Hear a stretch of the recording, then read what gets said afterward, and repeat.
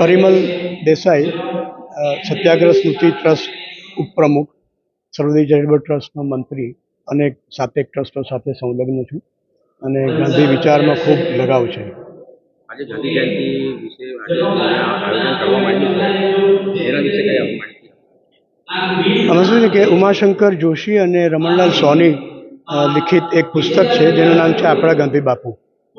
તો એ આપણા ગાંધી બાપુની અનેક નકલો છપાવી છે અને જે યુવાધન છે, કારણ કે એક પેઢી બદલાઈ જાય તો નવી પેઢી આવે, એ નવી પેઢીને ગાંધી વિચારનો સહવાસ સાંપડે એ હેતુથી સુરત શહેરની અલગ અલગ સ્કૂલોમાં આજે લગભગ અહીંયા 13-14 સ્કૂલો જેટલા પ્રતિનિધિઓ છે, જે સ્કૂલોની અંદર ગાંધી પુસ્તક આધારિત પરીક્ષાઓ લેવામાં આવી હતી અને એ પરીક્ષામાં જેનો પહેલો, બીજો અને ત્રીજો ક્રમાંક પ્રાપ્ત થયો હોય તે બાળકોની આજે ફાઇનલ રાઉન્ડ છે. એમાંથી જે બાળકો એમાંથી વિનર બનશે અને શિક્ષકોની પણ અહીંયા એક સ્પર્ધા રાખવામાં આવી છે. હમણાં એ સ્પર્ધા જ ચાલી રહી છે. તો એ જે સ્પર્ધા છે એમાં જે વિજેતા થશે એને આપણે ગાંધી સાહિત્ય અને અન્ય રીતે એમને આપણે પુરસ્કૃત કરીશું. તો આ દ્વારા ગાંધી વિચાર જે યુવા પેઢી છે એ યુવા પેઢીમાં વહેતો થાય એનું મુખ્ય પ્રયોજન છે.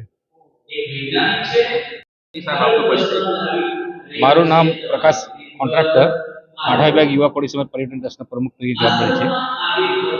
આજે ગાંધી જયંતિ દ્વારા ભીમરાડ ગામમાં કરવામાં આવ્યું છે અને લોકોને શું સંદેશ આપો? આજના જે ગાંધી જયંતિના દિવસે ભીમરાડ ગામે ગાંધી સ્મારક સમિતિના પ્રમુખ શ્રી બળવંતભાઈના નેજા હેઠળ ખૂબ સરસ કાર્યક્રમ સ્કૂલના બાળકો તેમજ ગામ લોકોના સહકારથી આયોજન થયું છે.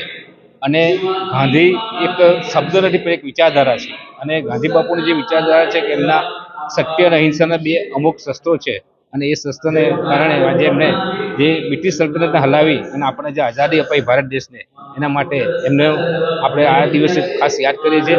બીજું કે આ જે 85 વર્ષનો ઇતિહાસ, ભાટીગળ ઇતિહાસને ભાઈ શ્રી બળવંતભાઈ ઉજાગર કરી અને આ ભીમરાડની પાવન ભૂમિ પર જે પ્રમાણે ગાંધી સ્મારક બન્યું છે અને અત્યારે કંઈક 10 કરોડ રૂપિયા એમાં ખર્ચ કર્યા છે અને ખૂબ સારું ભવન અહીંયા, મને તો એવું લાગે છે કે આખા ગુજરાતની અંદર આ સૌ પ્રથમ એવું ભવન હશે જે અહીંયા ભીમરાડ ગામમાં સ્થાપિત થયું છે. અને હજી બીજા કંઈક 3 કરોડ રૂપિયા બધી એનું કામ, વિકાસનું કામ હજી બાકી છે અને તે પણ થશે. એટલે એ બદલ હું ભાઈ શ્રી બળવંતભાઈ અને ટીમને ખૂબ ખૂબ અભિનંદન આપું છું. આ એક ખૂબ સરસ કાર્ય કાંઠા વિસ્તારની અને ભીમરાડ ગામમાં થયું એ બદલ એમનો ખૂબ ખૂબ અભિનંદન પાઠવું છું. યુવાઓને શું સંદેશો આપો છો ગાંધીજી?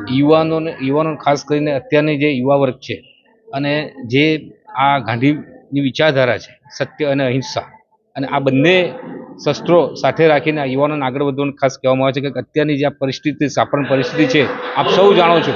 તો આ પરિસ્થિતિની અંદર આ યુવા વર્ગની અંદર ખાસ કરીને ગાંધી બાપુના જે વિચાર છે, જેમની વિચારધારા છે, એમને આત્મસાત કરે એવી હું અભ્યર્થના રાખું છું.